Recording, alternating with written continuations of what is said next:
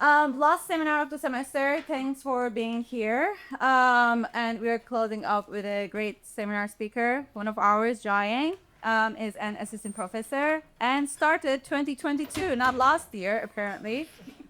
And she has already won a lot of like best paper award, NSF CAREER Award. I don't know what else. Like the also before you come, like dissertation awards. Like she's on an amazing track. She's working on multi-robot systems, which I am looking forward to learn more about. Fun fact: we are sharing a lab, so I actually enjoyed being a lab mate with Jiaoyang. Dang, it's all yours. Thank you very much. Okay. Thank you for the nice introduction. Thanks everyone for coming. And so today my talk is about like multi-robots, and particularly I'm talking about really large team of robots and how we can make them work together in an efficient way. And particularly we are looking at like some particular domains or problems in this topic where we focus on planning problems, optimization problems, and also the real-world deployment, how you make the robots execute safely and robustly. So I envision like in the near future, right, we'll see more and more robots in our daily life in all kinds of sectors in the society, vary from like smart parts, drone deliveries, manufacturing, and even autonomous driving. And with the advance of these robotic technologies, we can see why these robots are more capable to doing all kinds of tasks that are cheaper. And therefore, then it comes a question like, once we are able to deploy these many robots in the real world, how can we make them work together in the most efficient way? And it's not only about future. Even today, we already see applications with many, many robots working together. And warehouse is one typical example. So here I show two videos, which represent two typical warehouse setup where people use hundreds of robots to move shelves or inventories in a shared congested environment. So left one is a fulfillment center where the Amazon Kiva robots moving actually underneath the shelf, and then it can lift the shelf and then move the shelf to the frontier of the storage area so that human pickers can stand there and grab the items they want. And then once you get all the items you need, you put them into a box or a package, and then they move to the sortation center where the robots sort these packages based on their destinations. So you can put the red packages on the red trunk on the airplane to shift it to the nation. And so in both setups, there are hundreds of robots, as I mentioned, and also these robots are navigated in a very, very congested area because these shelves and these shoes in the video, they become obstacles for the robots to navigate. And so it leads to several like challenge problems when we look at large-scale multi-robot systems.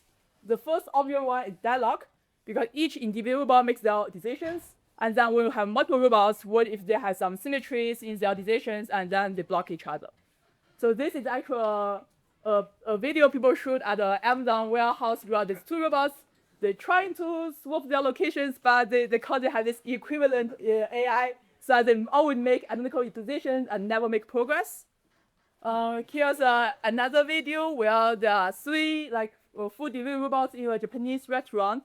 They get like block each other in a like very narrow like corridor here in the restaurant, and none of them can figure out how to move forward. Right, and you can imagine if I have more robots, right? This is the simulation video we got. We'll have many robots and our relatively complicated map. And then even for us, right, it's non-trivial to figure out a solution how we should move each robot to get rid of these deadlocks and then reach their goal locations. So deadlock is a big issue when you have many robots. Not surprising, when you have many robots, congestion is a big issue. These are the two videos I took from the same simulator with 800 robots on a sortation center map. So the left video uses a more traditional like planning algorithm to coordinate these warehouse robots. It's very similar to today's traffic system. So every robot plans their own path, minimize the distance or minimize the expected travel time. And then we will say potential collisions, they follow some simple traffic rules to avoid collisions. And if you design these rules carefully, you can ensure that they never collide. You can even ensure that there's no deadlocks. But still, as you can see, there are tons of congestion here and there where robots waiting here and there, just like today's traffic network. And then the red video is the same setup, but here we can use a more intelligent planning algorithm to make better decisions of how these robots are moving, how they should avoid collisions, how you should like give weight to each other, and then under the same condition, we can achieve much better performance of the robots, like no congestion, and as a result, the overall throughput of the system will be much better. And also, like, deployment is a big issue, right? When you run the robots in the real world, we need high requirement on robustness, especially because we are talking about hundreds of robots, right? Even some very real things with very low probability, when you have 100 or even 1,000 robots, then it becomes no longer real. And so, for example, in these applications, one typical issue we encounter is that the robots will never move as you plan. They can move slightly slower, slightly faster.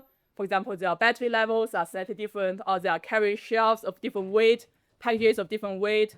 There are some mechanical issues there, or some communication delays there. So how the robots move are very noisy. And also, like I mentioned, communication, right? We have thousands of robots talking to each other. You cannot assume robust communication all the time. There are communication delays. Occasionally, there are even communication like package loss and things like that. Also, like you can discover some unexpected obstacle in the environment, like a lost package on the floor, or some water split on the floor that block the robots to keep making progress. And then how do you ensure that under these cases, robots are still safe, like, and then can still make progress afterwards? And also, like in the extreme case, maybe some robots just break down. And in that case, how do you ensure that other robots know that this robot is breakdown, they don't run to this robot, and they can take over the task of this robot? Okay, so with all these challenges have in mind, that comes to our today's topic, which is how can we chronic solve the robots while tackling all these challenges? And in particular, I summarize our goal here as 3 major goals.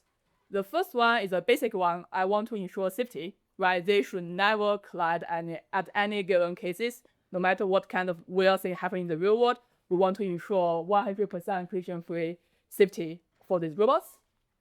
And second, like we are talking about Latin robots. So we want the algorithm we develop here or the framework we develop here is scalable enough so that we can handle thousands, or here I put the target at 10,000 robots. And also, like we use this robot to do to tasks, right, to help us. So therefore, the efficiency of their task completion is very important to us. And this efficient, like the bottom line here requirement, no deadlocks, right? They can always finish their task at hand. And at a higher level, no traffic jam, so they move as efficient as they want. And overall, we want to maximize the overall throughput of the system when they perform these delivery tasks. And so to achieve that, I'm going to talk about 3 lines of work in my lab recently. So the first one is a fundamental problem. How do we plan paths for these thousands of robots in a shared congested environment? And second is how do we do some system optimization to help these robots make decisions, like let them to make decisions easier and also allow them to make decisions better. And last is about execution. So once we have these good planning algorithms, how can we ensure that when the robots actually execute their plans, it's always robust and they are always safe? Okay, so to start with, let's look at the first part, scalable path planning. And particularly here, I'm going to talk about our very recent work led by my student Rivers and Yutong on imitation learning for 10,000 agents. Okay, so to start with, let's first look at the problem. Because we are talking about thousands of robots, so people usually build an abstract model so that we can understand everything, and then from that model, we develop algorithms. And the actual model people often use is called multi-agent pathfinding, or for short, MATF. So in this problem, we usually represent the environment as a graph, or often the case just a grid graph. And then we have agents, they have start locations, goal locations. Our goal is to move them from their start locations to their goal locations while avoiding collisions.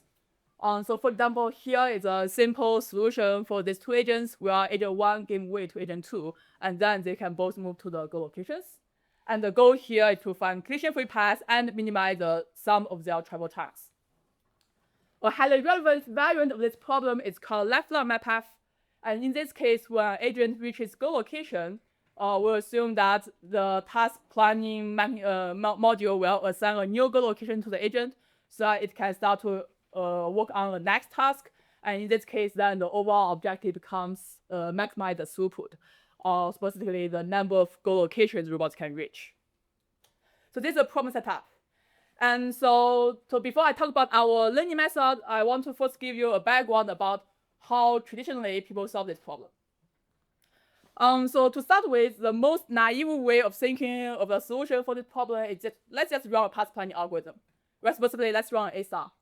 And so what you can do is that you can just run the A star in the ground state space of these agents, these robots, right? So for example, in this case, we have two agents. So we generate a root node, A star root node, where A2 represents the start location of agent 1 and the B1 represents the start location of agent 2.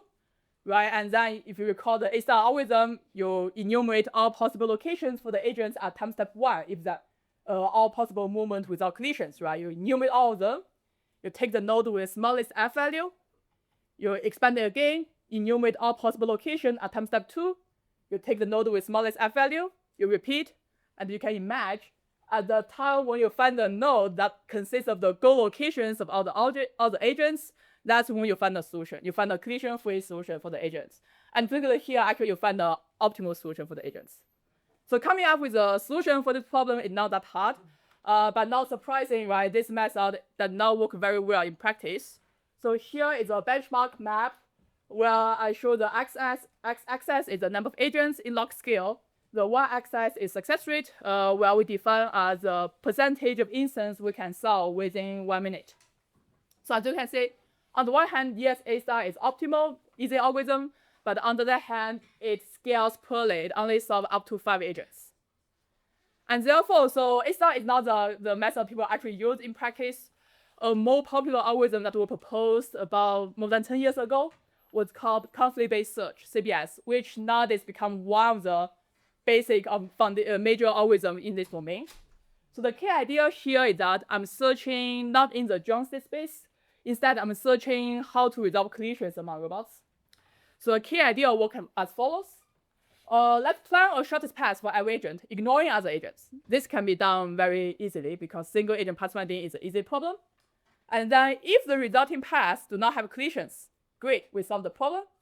But here, yes, they do have a collision, so they collide here. When you find a collision, what you do is that you will say, hey, one of the agents should avoid this collision at this time step, right? Because that's the only way to resolve collision. And therefore, we make a copy of the original problem. We make two copies of the original problem. And in each copy, we ask one of the colliding agent to not be at that location at that time step.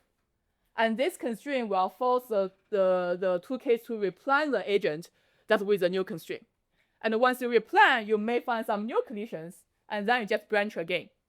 So you can imagine, when you go through this process, this gives you a high-level binary search tree, right? And if you run this search on this tree, use say a best-first search, by the time when you find a node that has no collisions, that gives you the optimal solution.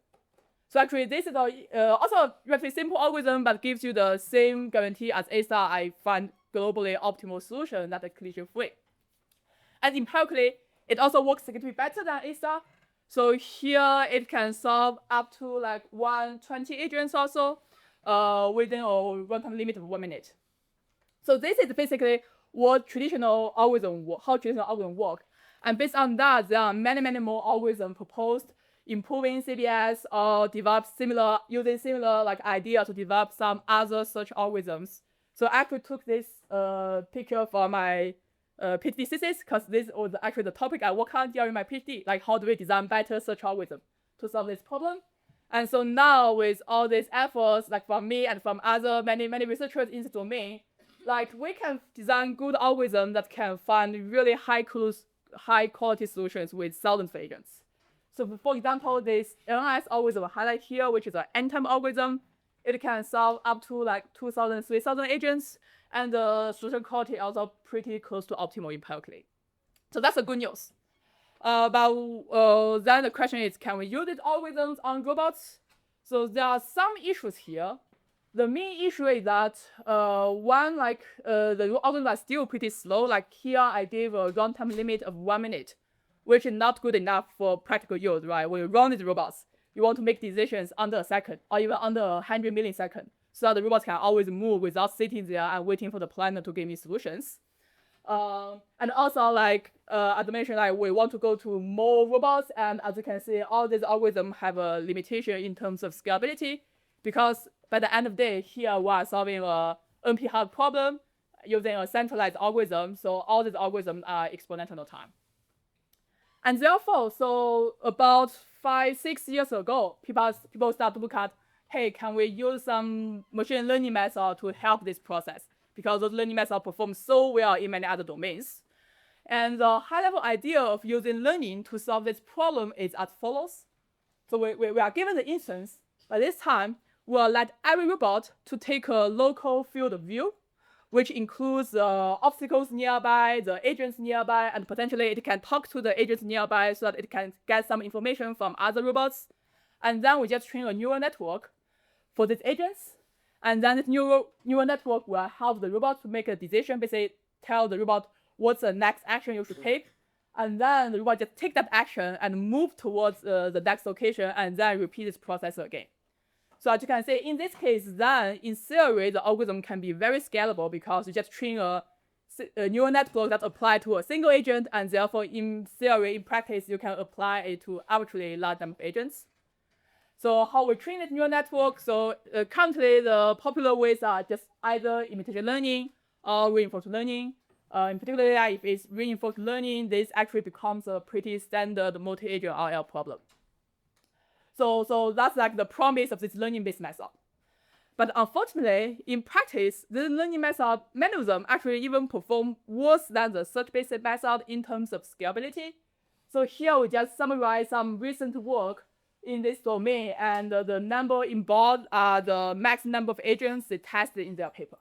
So the learning method yet still focuses on like dozens of agents or a few hundreds of agents. There are some work that can scale to 1,000 or 2,000 agents, but those are under the assumption that the agent density is pretty low, meaning that the robots are deployed on a super large map, so the interaction between them are very rare, and that's how you can use this learning method to work in those domains. So our contribution in this domain is we propose this new algorithm called SIL at this year's ICRA, which we believe is the very first algorithm that can scale to very first learning-based algorithm that can scale to 10,000 agents and can do very high agent density, as high as 40%. And by the way, agent density will mean like the number of agents compared to the empty space on the robot on the map, and also achieve pretty high solution quality. So before I introduce how we do this, I want to just give you an idea about what we mean by 10,000 agents on a high density environment. So this is actually an instance we take from a competition on this pathfinding problem sponsored by AAMAS Robotics. So here, all these green cells are shelves, so obstacles for the robots, and all the triangles are robots. So if I run them, these are basically the density of the robots. Like that, it's a very busy warehouse and a crazy large warehouse, like with 10,000 agents. So these are the scenario we are talking about when we run these learning algorithms. Okay, now let's dive to how we design the learning algorithm. So our high-level idea is to use imitation learning. The motivation is that we have those very, very good search algorithms that can find near optimal solutions. Their main limitation is scalability, right? Then we can actually use those algorithms to generate good data on small number of agents, and then train our neural network. And then after we got the policy, we can then deploy it on larger instances. But compared to traditional like imitation learning method, where we just mimic the data, right? Here we actually design our neural network in a way that will also incorporate many insights and reasoning that people use in the search-based methods. And particularly here, I'm talking about like 3 perspectives. One is we make some changes, novel changes in the inputs, some changes in the communication architecture, and some changes in the output of the decisions. Okay, so let's get started with the input. So one issue you can think about, you can imagine, right, for this learning-based method is that it only looks at the local field of view. And therefore, when you have this giant warehouse setup, there are congestions here and there, and the robots are not aware of them because it only focuses on its local region. Right? Therefore, if you just use traditional method to train it, the robot may say, hey, let's just go straight to my goal location. and that could go through a very crowded area in the warehouse. And therefore, the first thing we do here is that we actually design some special input, what we call guidance, for the robots that encode information of the global traffic condition to the local field of view for the robots. And then when the robot make decisions, it can take those information as input and make better decisions to avoid its congestion. So more detail about this, I will talk about it in my second part of the talk on system optimization. So because the technique we use here is exactly what we propose there. Okay, and the second part is communication. So in standard, like especially multi-agent RL, usually when you build communication channels, we use some like message passing or GN style way to incorporate the information from other agents. But my student reviewers found that actually in this particular case, the GN style communication are not able to capture all the information precisely as we want, because this is a domain where the robots need to make very, very accurate decision about where they move to avoid collisions and deadlocks. And therefore, we actually design a special communication method, what we call spatially sensitive communication, where we take the latent space embedding of every robot information and collect them by communication from neighboring robots. Instead through a GM method, we actually embed them back into the original grid representation of the map. And with that, then we got a grid representation of all the latent variables we collect from different robots.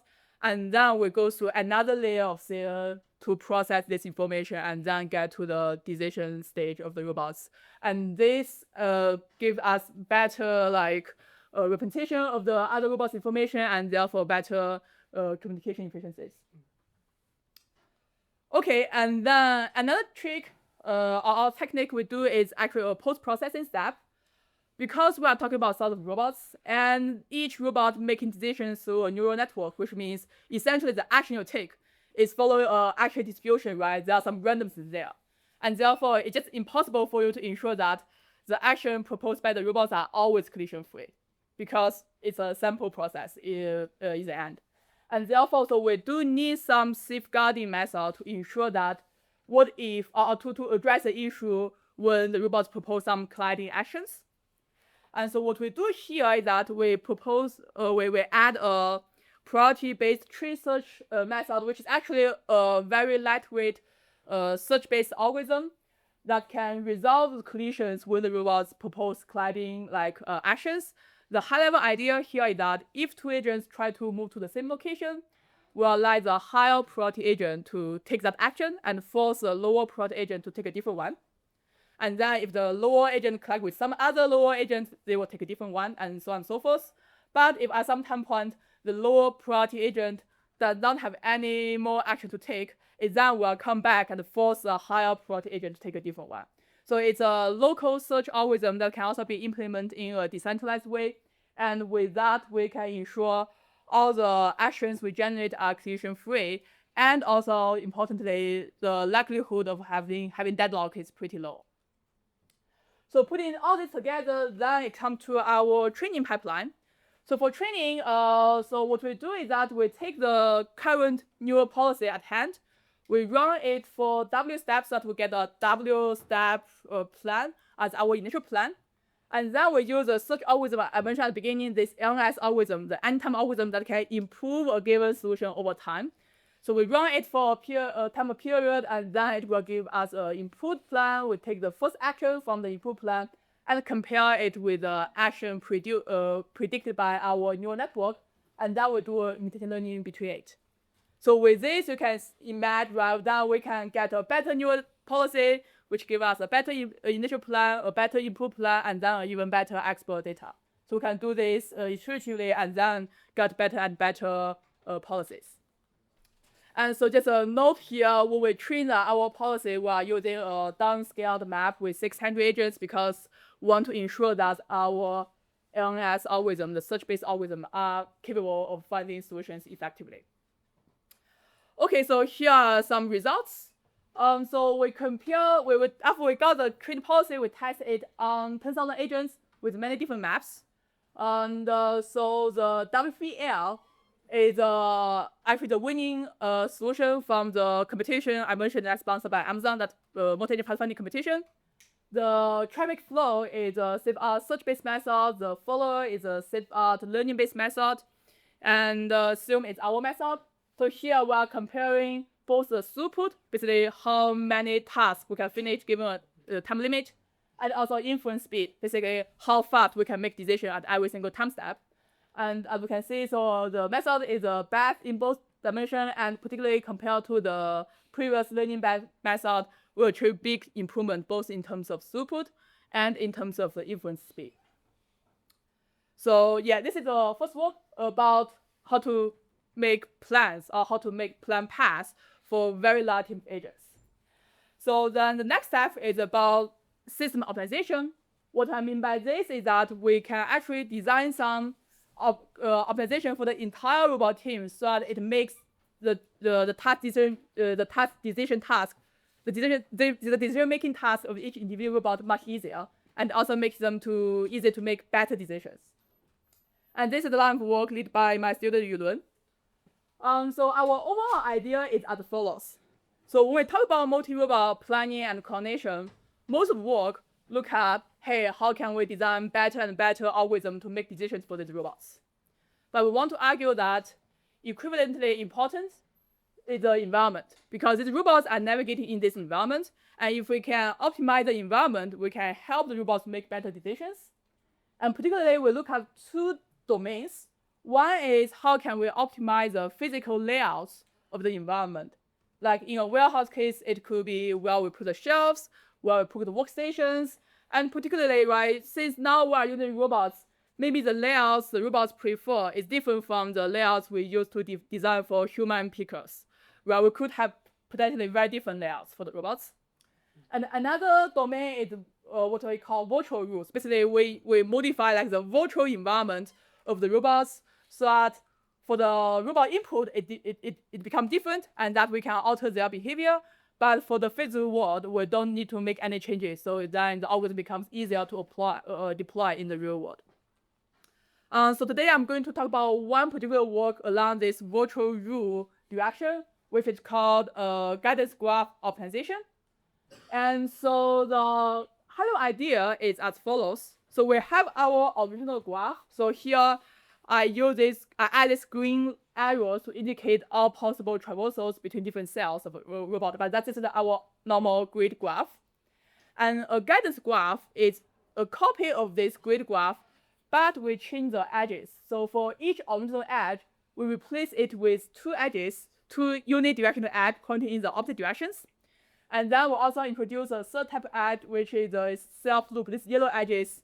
And so overall, each of these edges indicate one action the robot can take at a particular cell, right? And then the key idea of guidance graph is that we are introducing an edge weight for every single edge on this graph. Why does that matter? Because once we have the edge weight, then we can ask our downstream path planning or even task planning module to optimize this edge, to find paths that minimize these edge weights, right? And then you can basically, by changing these edge weights, you change the path planned by the modules and then change the behavior of robots. So why this is important? So two high-level intuition about how we can use the edge weights. On the one hand is that imagine that if you have a long corridor and you force the edge weights along one direction to be significantly higher than the edge weights along the other direction. And in that case, when you run whatever path planning algorithm you use there, the robots will always move along the direction with a low edge cost, right? And this can help the robot to have some global coherent behavior, and that can make the overall system move in a more coherent way and potentially more efficient way. And also, we can also look at the topology of the map and potentially the task distribution of the on the map, so that for those areas that are always congested, let's just give higher weights to those areas. And then when we do the path planning, since we minimize the path cost, then robots will try to avoid those areas and then explore some other areas that usually are less busy.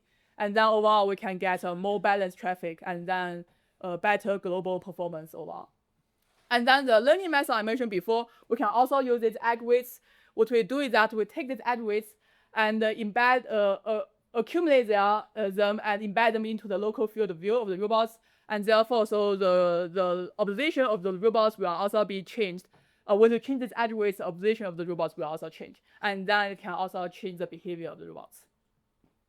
So now then the question is, how do we design these edge weights? So we formulate the problem as follows. So the first idea is that we have this directed optimization method where we take the graph we have with some edge weights, and then we throw it into a simulator, where the simulator has the algorithm we need, the pathfinding algorithm we need, the task assigning algorithm we need, even the task distribution, robot models, it has everything. Right? And once you run it on the particular guidance graph, you will get some throughput. So what we do is that we model this process as this f omega function, where omega is an edge weight, and f omega is a throughput. Right? So basically, given a different design of edge weights, we got different throughput, and this becomes an f omega function. And then our problem essentially is to solve this argmax problem. Right? We want to find the omega star that maximizes the throughput of the overall system. And this becomes a very standard black box optimization problem. So you can use your favorite black box optimization method. So here we are using this semi-ES algorithm, which is like a pretty popular evolutionary style algorithm to optimize edge weights. So that's the first idea. Then we take a step back and look at what people do in practice. Because in today's warehouse, like actually many companies also using some very similar idea of guidance graph. It's not exactly the same. And what they will do is that they will like hire a very experienced engineer, sit in front of the laptop, based on its experience, design some guidance here, and then run the simulator, observe the traffic flow, and based on the traffic, it will adjust its design and do this iteratively, right? And after days or weeks, then they come up with a plan, they are happy, and then they send this plan to the deployment, and then they can run robots for it. So say, hey, then we can do a similar process, but make this process autonomous. Namely, we are replacing this engineer with a neural network. Right, so imagine we can embed a neural network here where the input is a similar thing, the traffic flow from the previous running and the previous guidance graph and potentially some other information that is useful. And then the output of this neural network is the edge weight we need for the guidance graph. And then we can run, if I give you this neural network, then you can use it to generate the guidance graph we need. Then the task is just to train this neural network, right? Or specifically find the hyperparameter theta that maximize the performance of the system. And then the training of this neural network is actually, we can use exactly the same idea as before, because now our function move from f omega to f pi theta, where pi theta is the neural network, right? And essentially here the parameter becomes theta. So instead of optimizing omega, now we are trying to find the theta star that maximize the throughput of our system. And then how to find the theta star, how to find the hyperparameter of the neural network, we can again using a black box optimization method and to find it. Okay, so to show you some results, here we are comparing across 3 standard benchmark maps people use, often use. And the first one, no guidance, it's just we don't use any guidance. Crisscross, heat map, and traffic flow are 3 existing methods people develop that either use a handcraft weight or use a handcraft equation to generate the weight for the guidance graph. And then the bottom 2 lines are our method that the first one is direct optimization, the second one is to use this neural network to generate a guidance graph. So overall, like both our method perform better, consistent better than all the baselines, although the difference between them are pretty small, at least on this test case. And with that, we also take this to a real-world application. So we work with a company, and they give us their actual warehouse map and their actual task distribution, which are actually pretty noisy. And then we say, hey, how can this method help? And it turns out that actually the improvement here is pretty consistent compared to the improvement we got from the benchmark maps, where we can improve the performance of the system by like a lot. Like here is roughly 27%. And another interesting thing we can do here is that when you use that policy, as a generator, we can also update this guidance graph on the fly because it's a neural network, right? So then we can take the current traffic information as input to the neural network. And then that network can output the new guidance or new edge weights for the system. And then the guidance are aware of the current traffic information, which can coordinate the robots better.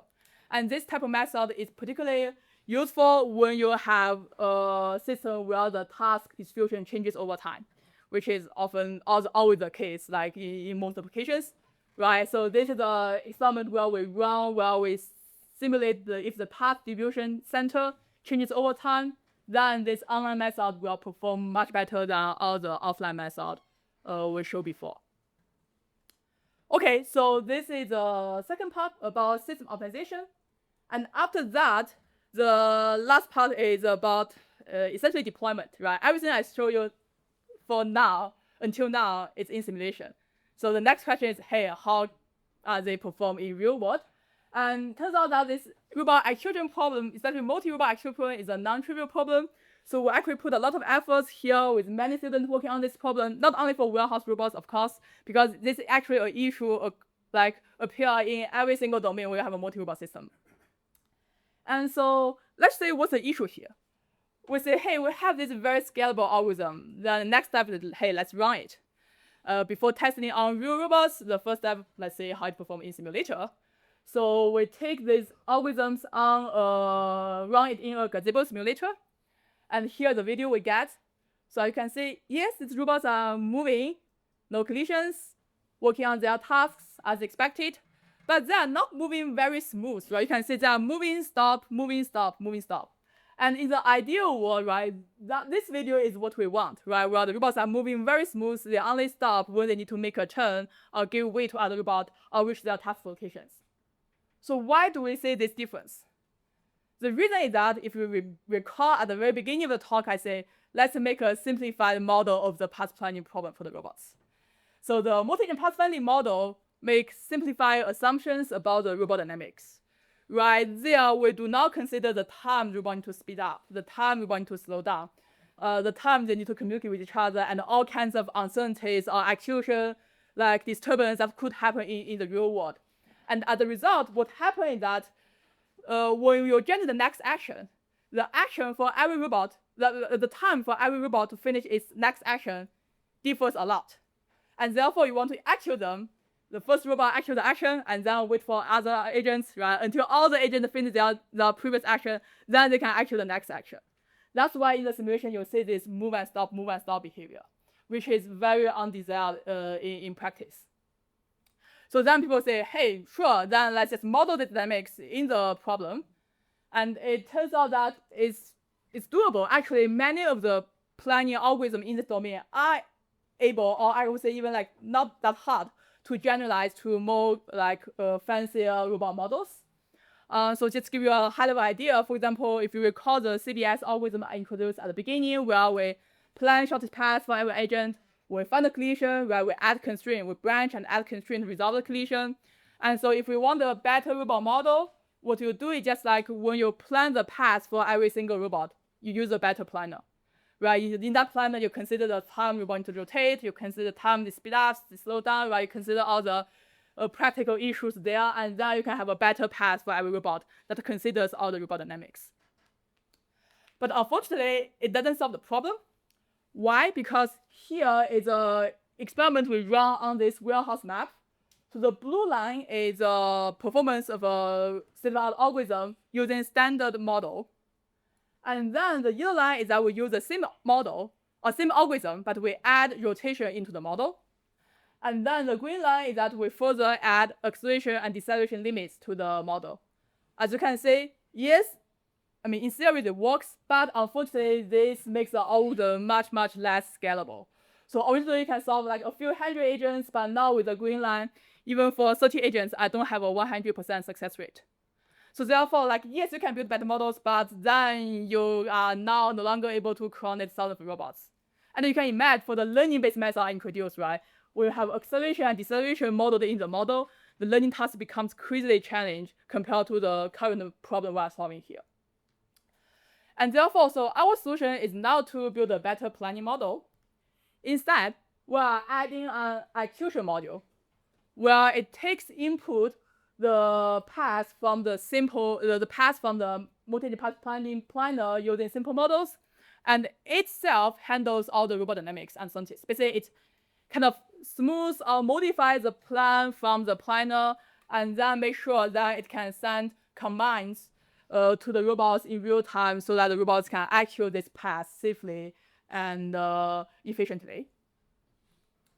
And here, so the high-level design of this execution, it needs to be that it always ensures collision-free, right? That's our basic minimal requirement.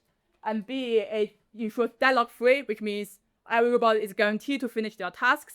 And also, we want to minimize the delays introduced by this model so that the robots can still move in a most efficient way possible. So how we do this? We are actually building on an existing work called temporal plan graph, or TPG, from Wolfgang Honig.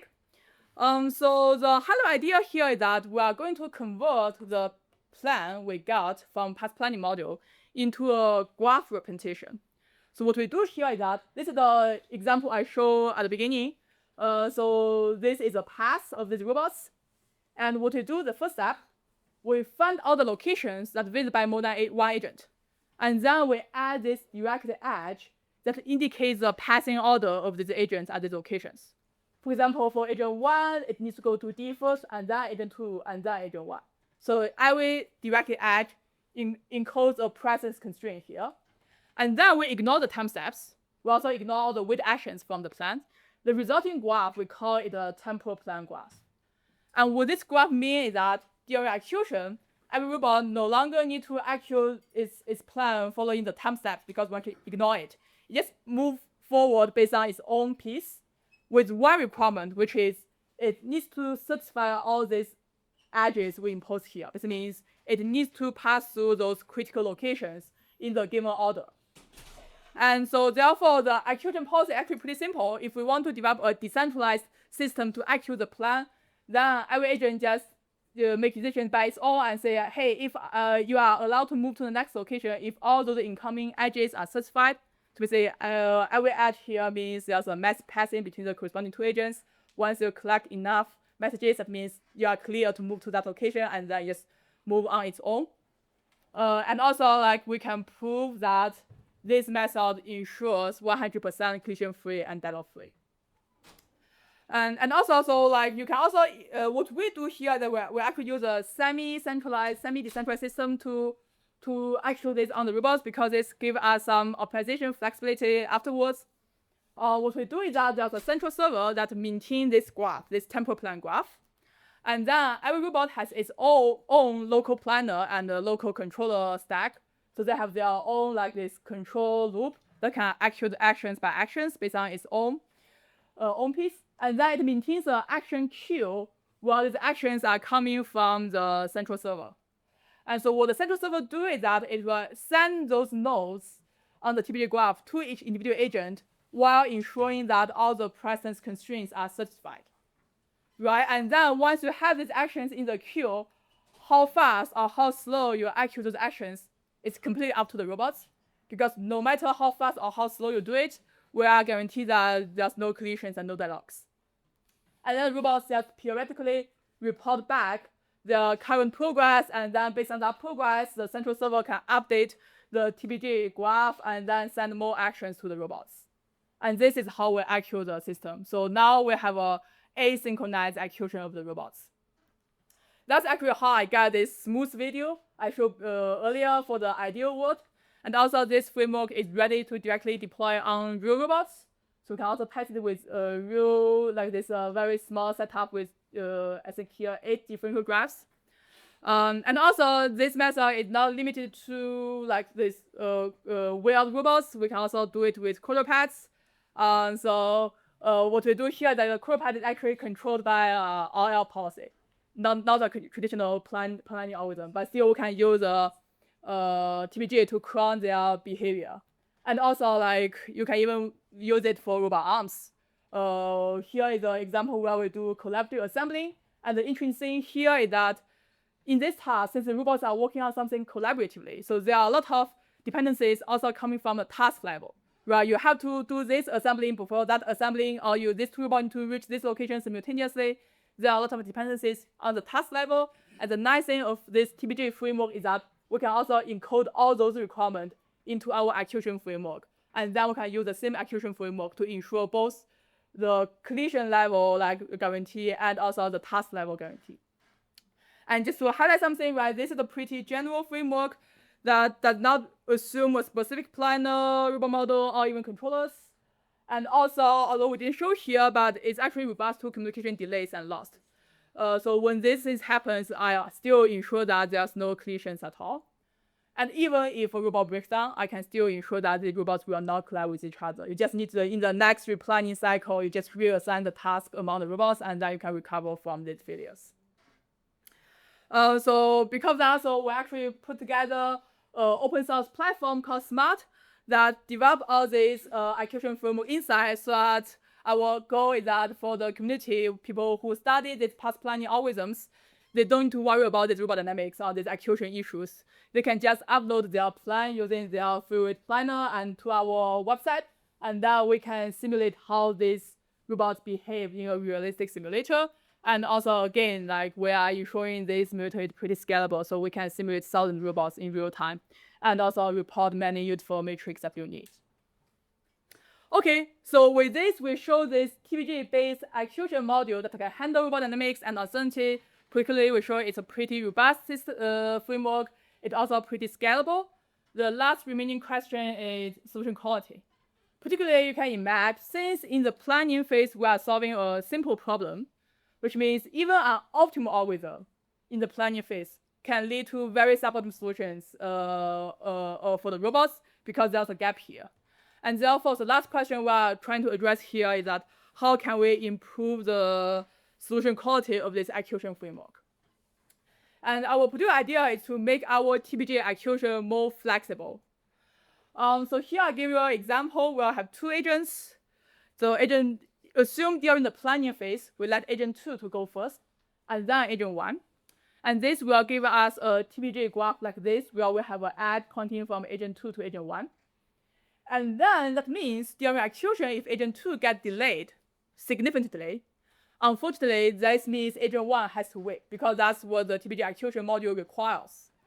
But if we take a look at this example, actually agent 1 does not need to wait, right? It should be able to realize that, hey, I can go first. I don't need to wait here. So that's our first idea, what we call this bidirectional TPG. So ideally, right, in this case, we should add a bidirectional edge between the two locations, indicating that either passing order is okay. And what this bi edge means is that A, during execution, only one direction will be selected, meaning that one agent will go first. And also the selection rule is just simply first come, first serve, so that the robots don't need to wait for each other if they don't have to. But of course, not all the edges can be made into bi edges. Like the previous example, this example is a simple case where we cannot make any of the edges here bidirectional, because if we do that, the robot will end up with deadlocks. Actually, that's the reason why we need these edges, because they prevent deadlocks. And so therefore, the main question here is that how can we know which edges can be made into bi edges? So I won't go to details here, but the high-level idea is that if we have an original TPG, like without bidirectional edges, there's a good property here that a cycle on the TPG graph, like it's a graph, right? A cycle on the graph means a deadlock in practice. And the deadlock in practice means a cycle on the graph. That's a pretty nice property.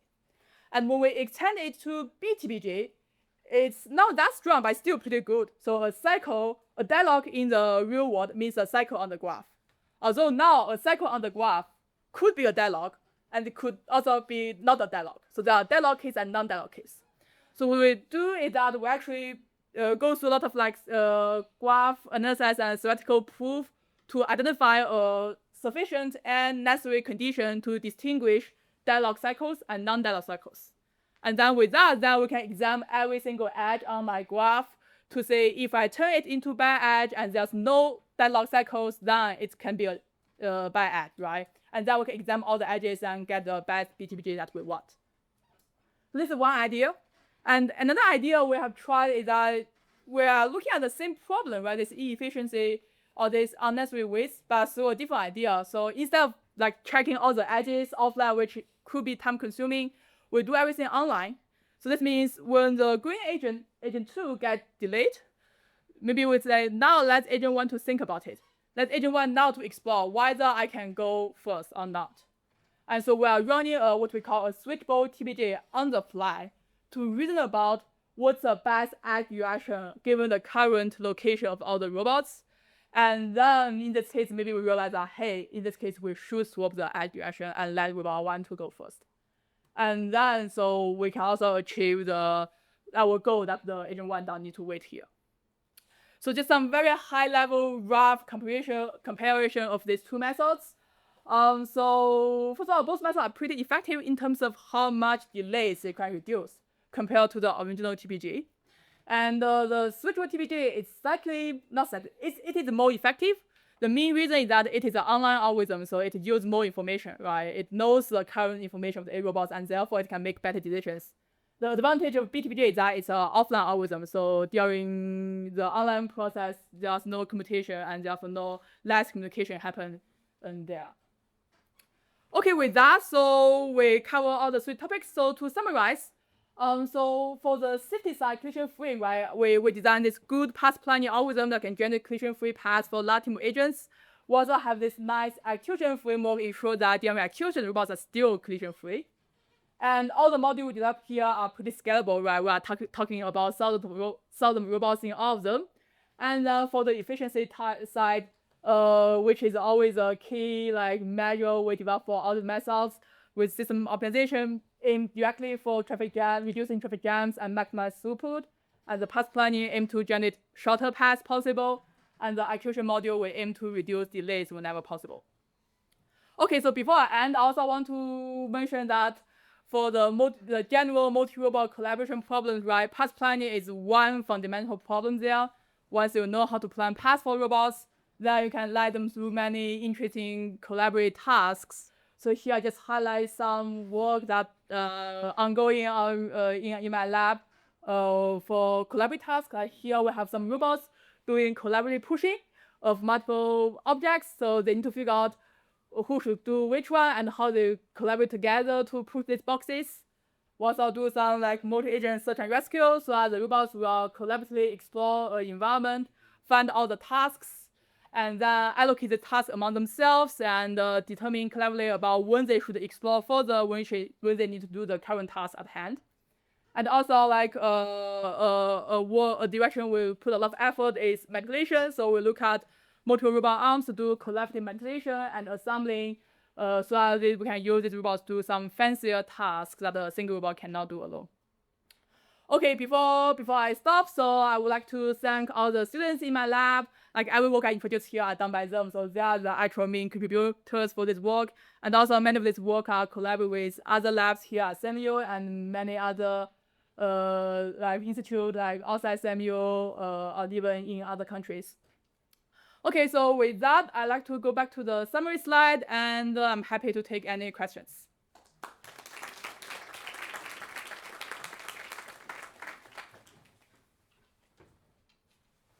Okay, yeah. So first, thanks a lot for breakup, and I have a question about the part of the training and actually doing the execution. So you said you trained with 600 robots and actually deployed in the 10,000 robots. So actually do 15 times of the number of difference, right? But it succeed to make it scalable. So my question is then is it also possible to make it also say 15 times harder for training in 10,000 robots and actually deploying it's 150K.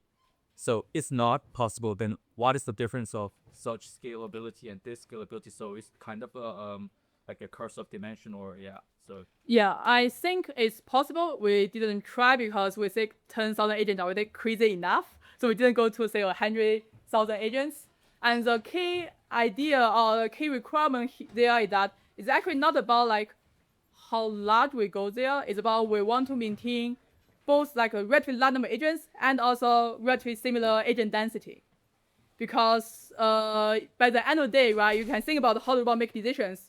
How crowded the nearby region is very important, and how large the map is important, and roughly how crowded other area is important. But whether that area is 100 agents, 1,000 agents, or 10,000 agents, it matters less. It's more about that's a crowded area I want to avoid, right? So therefore, that's why we pick 600 agents, because with that, we can already see some swarm behavior, right? It's crowded area behavior, and also it's not a crazy large number that our classical method cannot solve. So we test it with 10,000. I think we test with up to 12,000 or something. It still works. It's just like with more agents, it's like even for the inference time, because we don't have 10,000 agents at hand, we still run it on a single computer, right? So testing with more, it may be a little bit more painful there. But in theory, yeah, you can do that if you have enough compute.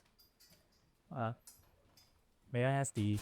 Yeah. So actually, yeah, I'm really interested in assigning some heterogeneous missions to each different agent. So for example, I'm not sure about the practical one in industry, but maybe we can assign some different missions. Like this package is more urgent to deliver to than others. And is there any approach like this to assign such different missions to the same shape agents? Yeah. So yeah, I didn't cover the task assignment part with here, right? But yeah, for sure. So and actually that's always the case in practice, right? So like if you think about warehouse, like all the packages come with a deadline.